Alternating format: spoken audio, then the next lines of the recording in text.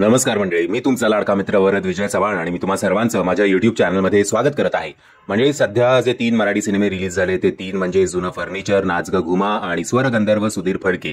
तीनही मराठी सिनेमे चांगल्या कॅलिबरचे, चांगल्या लेवलवर शूट झालेले सिनेमे आहेत.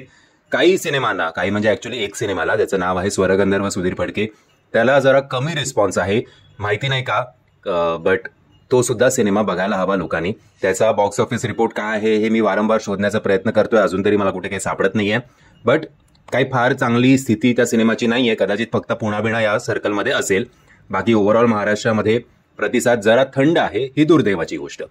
आता आजच्या या व्हिडिओमध्ये जुनं फर्निचर या सिनेमाला रिलीज होऊन आता 10 दिवस झालेले आहेत.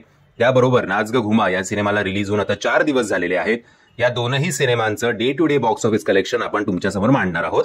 पण ते कलेक्शन मांडण्याआधी एक जेंटल रिमाइंडर की हे कलेक्शन खरं असेलच असं नाही, कारण मराठी सिनेमाला कुठल्याही प्रकारचा ट्रेड अॅनालिस्ट नसतो. तरी सुद्धा मी तुमच्यासमोर हे मांडण्याचा प्रयत्न करतोय. आपण असं धरून चालूया की याच्यापेक्षा जास्तच या प्रत्येक सिनेमाने कमवले असतील.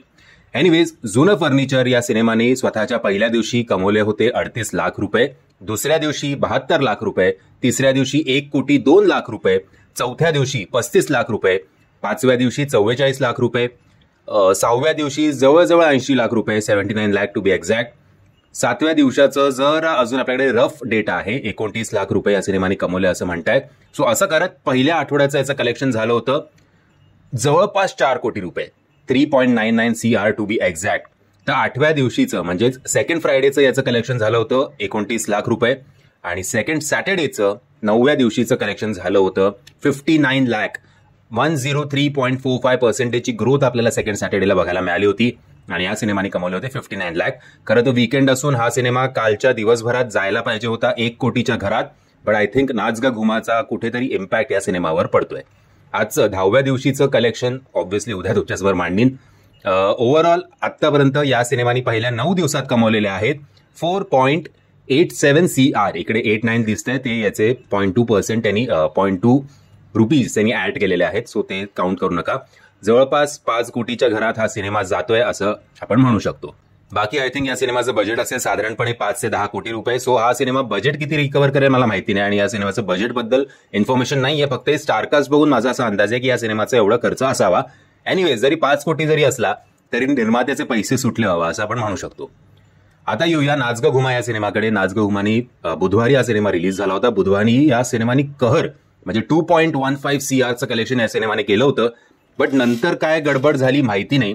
नंतर जर आपल्याला ड्रॉप बघायला मिळालेला आहे. गुरुवारी आपल्याला -62.79%चा ड्रॉप बघायला मिळाला आहे आणि 80 लाख या सिनेमाने कमवलेले आहेत. शुक्रवारी थोडं ग्रोथ 17.50%ची, हा अजूनही रफ डेटाच आहे आपल्याकडे. सो शुक्रवारी तिसऱ्या दिवशी या सिनेमाने कमवले होते 94 लाख आणि सॅटर्डेचा जो अर्ली एस्टिमेट आलेला आहे तो खरंच खूप कौतुकास्पद आहे. कारण असं म्हटलं जात आहे की काल शनिवारी 2 कोटींच्या आसपास या सिनेमाने कमाई केलेली आहे. सो टाळ्या.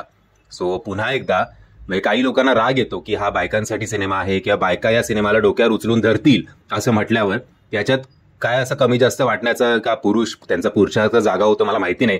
आता हे कॉमन गोष्ट आहे ना. आता ऍक्शन सिनेमे जसं आहेत ते पुरुषांना आवडतात, तसा हा जो सिनेमा आहे नाच ग घुमा हा बायकांच्या जवळचा विषय आहे कम्पेअर्ड टू पुरुष. तरी सुद्धा हा नाही, असं कसं जेंडर तुम्ही हे करताय, अरे काय कुठला लॉजिक लावताय. पिक्चर बघा, त्यापेक्षा पिक्चर तर कोणी बघणार नाही, कमेंट करायला घरी बसून सगळे मोकळे. एनिवेज, पहिल्या 4 दिवसात या सिनेमाने जवळपास कमवलेले आहेत 5.89 CR. काल शनिवारी ओव्हरऑल ऑक्युपन्सी होती 28.20%ची, ज्याच्यात मॉर्निंग शोजचे 14.84, आफ्टरनूनचे 26.66, इव्हनिंगचे 33.84 तर नाईट शोजचे 37.47%. कालचं टेरिटरी वाईज जर ऑक्युपन्सी बघायला गेलं तर मुंबईला ऑक्युपन्सी होती 29%ची, पुण्याला 31.50%, नागपूरला 17.50%, संभाजीनगरला 19.25%, कोल्हापूरला 18%, नाशिकला 26.50%, तर सांगलीला 18.25%. सो नाशिक, पुणा आणि मुंबई 3 मेजर सिटीमध्ये हा सिनेमा चांगली कामगिरी करताना आपल्याला दिसतोय. मंडळी, जर या 3 सिनेमांपैकी जर तुम्ही कुठला सिनेमा बघितला नसेल तर आजच्याच तिकीट बुक करा आणि लगेचच हा सिनेमा बघा अशी तुम्हाला सगळ्यांना विनंती. जर तुम्हाला हा व्हिडिओ आवडला असेल तर प्लीज या व्हिडिओला लाईक, शेअर आणि चॅनलला सबस्क्राईब करायला विसरू नका. जय हिंद, जय महाराष्ट्र.